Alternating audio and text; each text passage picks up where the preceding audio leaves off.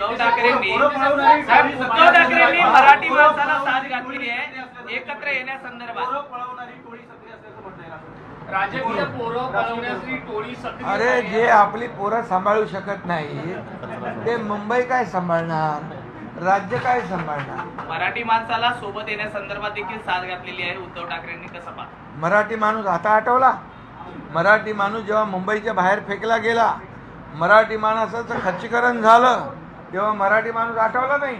जेव्हा निवडणुका येतात तेव्हा बोर्ड लागतात, मुंबई महाराष्ट्रापासून तोडणार, मुंबई मराठी माणसापासून तोडणार. अरे मराठी माणसाचं खच्चीकरण, एक तरी गिरणी कामगाराला घर दिलं? आम्ही 12,500 लोकांना घरं दिली. 1 लाख गिरणी कामगारांना आम्ही घरं देणार आहोत. 35 ते 40 लाख लोकांना टप्प्याटप्प्याने या क्लस्टरच्या योजनेमध्ये घेणार आहोत. हा योजना तुमच्याकडे इतके वर्ष तुम्ही काम केलं, इतके वर्ष सत्ता गाजवली, काय केलं मुंबईकरांसाठी?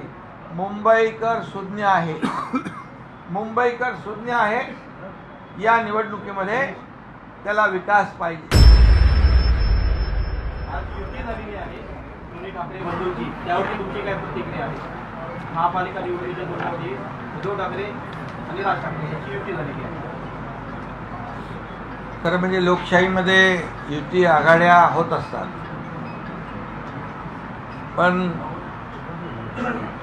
काही युत्या राज्याच्या आणि जनतेच्या भल्यासाठी होत असतात. जसं आमची महायुती या ठिकाणी गेले 3.5 वर्ष काम करते या महाराष्ट्राला पुढे नेण्यासाठी, विकासाकडे नेण्यासाठी, लोकाभिमुख कल्याणकारी योजना राबवण्यासाठी. परंतु आता झालेल्या युत्या सत्तेसाठी, खुर्चीसाठी आणि आपलं अस्तित्व टिकवण्यासाठी. आतापर्यंत तुम्हीच मीडिया दाखवायचे कोण कुणाच्याबद्दल काय म्हणायचं ते जरा बघा. आणि युती कुणाशी झाली तरीसुद्धा महायुती या महाराष्ट्रामध्ये मजबूतीने उभी आहे. आम्ही लोकसभा महायुतीने जिंकलोय, विधानसभा महायुतीने जिंकलोय. झालेल्या नगर परिषदामध्ये महाविकास आघाडीच्या सगळ्या एकूण टोटल जागा आल्या नगराध्यक्षाच्या, त्यापेक्षा एकट्या शिवसेनेच्या आमच्या सगळ्यात जास्त जागा आल्या.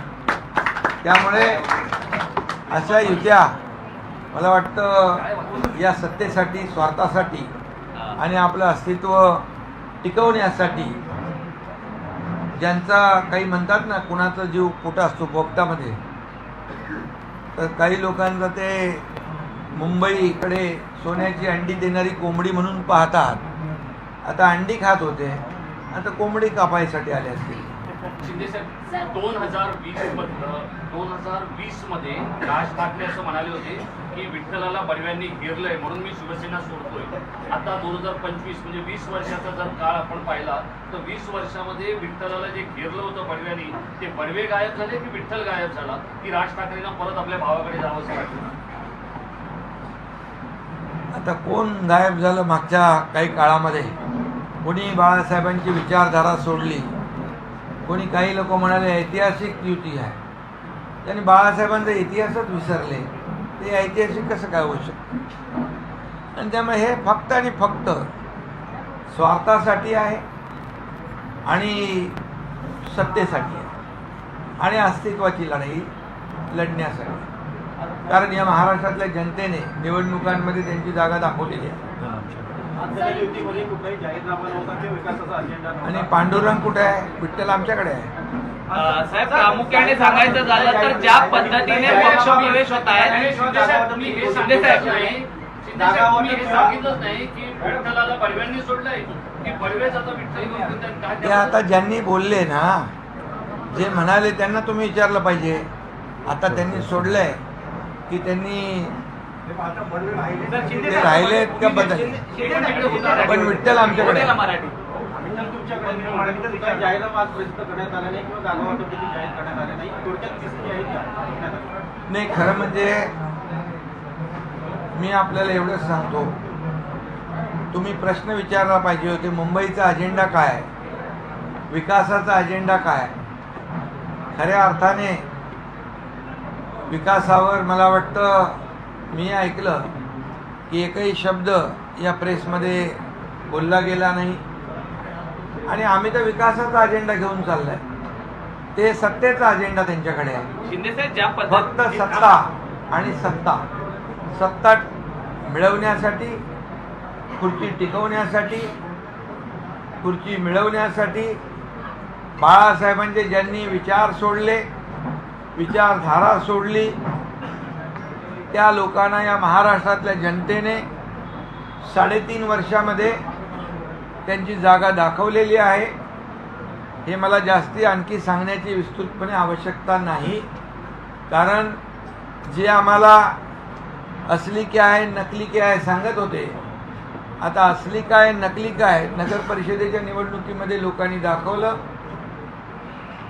विधानसभेच्या निवडणुकांमध्ये लोकांनी दाखवलं आणि आम्ही विचारधारेला घेऊन पुढे चाललोय.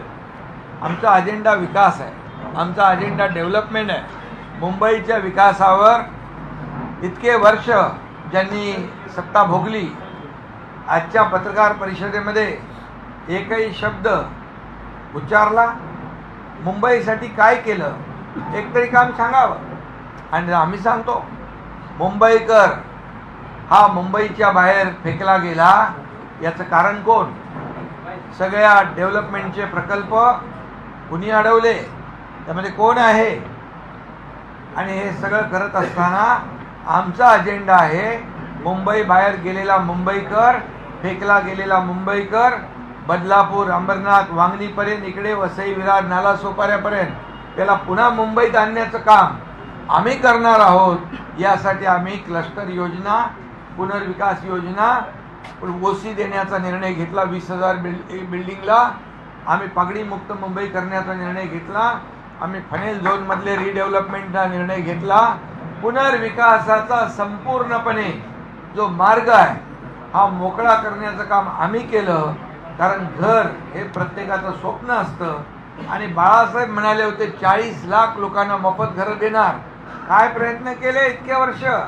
एकनाथ शिंदे मुख्यमंत्री झाल्यानंतर त्याला सुरुवात केली, चालना दिली. देवेंद्रजींनी आम्ही निर्णय घेतले आणि हे निर्णय लोकांच्या आणि मुंबईच्या हिताचे आहेत. अरे इतके वर्ष तुम्ही मुंबईकरांना खड्ड्यात घातलं, खड्ड्यातला प्रवास दिला, इतके लोक मृत्युमुखी पडले, इतका भ्रष्टाचार झाला त्याच्यामध्ये.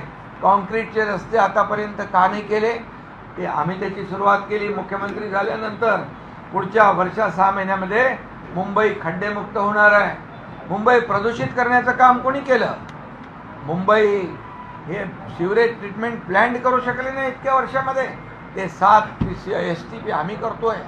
मेट्रोची कामं तुम्ही थांबवली, कारशेडची कामं तुम्ही थांबवली, आरोग्याच्या सुविधा तुम्ही थांबवल्या. आणि कोविडमध्ये काय काय केलं ते तुम्हाला माहीत आहे सगळ्यांना. कोविडमध्ये देखील काय एकच काम केलं, फक्त कोविडमध्ये बोलू, मी नंतर बोलेन पाहिजे. साहेब मराठी माणसाला साथ घातली. उद्धव ठाकरेंनी मराठी माणसाला एक मिनिट पहिले सांगतो तुम्हाला. मी बोलत नाही, फक्त करून दाखवलंय. रमाबाई आंबेडकर नगर 17,000 घरांचा प्रकल्प आम्ही मार्गी लावलाय, काम चालू झालेलं आहे. 17 URP तयार केलेत मुंबईमध्ये क्लस्टर. आणि लाखो लोकांना 35 लाख लोक या संपूर्णपणे टप्प्याने या सर्व हक्काची घरं त्यांना आम्ही देणार आहोत. काय त्यांच्याकडे अजेंडा? बोलले एक तरी शब्द विकासावर? उद्धव ठाकरेंनी मराठी माणसाला साथ घातली आहे एकत्र येण्यासंदर्भात. राजकीय पोरं पळवण्याची टोळी सक्रिय अरे आहे. जे आपली पोरं सांभाळू शकत नाही ते मुंबई काय सांभाळणार, राज्य काय सांभाळणार? मराठी माणसाला सोबत येण्यासंदर्भात देखील साथ घातलेली आहे उद्धव ठाकरेंनी. कसं पाहता? मराठी माणूस आता आठवला? मराठी माणूस जेव्हा मुंबईच्या बाहेर फेकला गेला, मराठी माणसाचं खच्चीकरण झालं, तेव्हा मराठी माणूस आठवला नाही. जेव्हा निवडणुका येतात तेव्हा बोर्ड लागतात, मुंबई महाराष्ट्रापासून तोडणार, मुंबई मराठी माणसापासून तोडणार. अरे मराठी माणसाचं खच्चीकरण, एक तरी गिरणी कामगाराला घर दिलं? आम्ही 12,500 लोकांना घरं दिली. 1 लाख गिरणी कामगारांना आम्ही घरं देणार आहोत. 35 ते 40 लाख लोकांना टप्प्याने या क्लस्टरच्या योजनेमध्ये घेणार आहोत. हा योजना तुमच्याकडे इतके वर्ष तुम्ही काम केलं, इतके वर्ष सत्ता गाजवली, काय केलं मुंबईकरांसाठी? मुंबईकर सुज्ञ आहे, मुंबईकर सुज्ञ आहे. या निवडणुकीमध्ये त्याला विकास पाहिजे. आज जर पाहिलं तर एवढे वर्ष केलं मुंबईमध्ये एक तरी म्हणजे एक तरी असा मोठं उद्यान झालं आम्ही केलं. महालक्ष्मी रेस्कोर्सची 125 एकर जागा घेण्याची हिंमत कोणी दाखवली? आमच्या सरकारने केलं. 170 एकर कोस्टलची जागा मिळून 300 एकरचं मोठं सेंट्रल पार्क आम्ही करतोय. त्याचं सादरीकरण तुम्हाला आम्ही दाखवलं. 300 एकरचा मुंबईमध्ये वर्ल्ड क्लास जागतिक दर्जाचा सेंट्रल पार्क, ऑक्सिजन पार्क या मुंबईकरांसाठी कोण देत आहे? कधी विचार आला असा? हे फक्त आणि फक्त स्वतःसाठी काय मिळवायचं यामध्ये या लोकांनी विचार केलेला आहे. आणि म्हणून ही जी काही एकत्र येण्याची जी काही हे एकत्र जे आलेले आहेत ते फक्त स्वार्थापोटी आणि स्वतःच्या खुर्चीपोटी आले.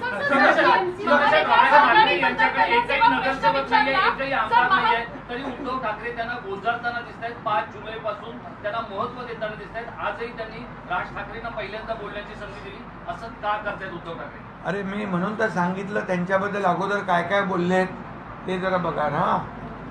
म्हणजे एकदम 360 डिग्री असा माणूस बदलतो. काय त्याला म्हणतो आपण? रंग बदलणे. महाविकास आघाडी अबाधित आहे असं वक्तव्य उद्धव ठाकरेंनी केलं. म्हणजे एकंदरीतच महाविकास आघाडी तुटली आहे असं म्हणणं आहे का? वाटतं का? आता हे सगळं त्यांना तुम्ही विचारलं पाहिजे ना. त्यांचे प्रश्न आहेत ठाकरे गटाचे आमदार मिलिंद नार्वेकर यांनी प्रतिक्रिया दिलेली आहे की म्हणजे राजकारणामध्ये काही कायमस्वरूपी नाही हे सूचक वक्तव्य केलं त्यांनी. या युतीबद्दल त्यांनी म्हणजे मी जे बोललो ही फक्त तत्वासाठी नाही, ही स्वार्थासाठी आहे युती. स्वार्थ संपला की वेगळे वेगळे हे म्हणजे त्यांनी त्याच्यातून सूचित केलेलं आहे. आणि जेव्हा ते मिलिंद नार्वेकरांचं वक्तव्य आहे तर त्याच्यामध्ये अर्थही दडलेला असेल. नवी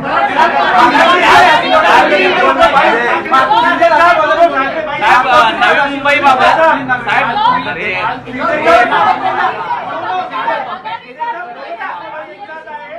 नवी मुंबईच्या युतीबाबत गणेश नाईकांसोबत चर्चा झाली.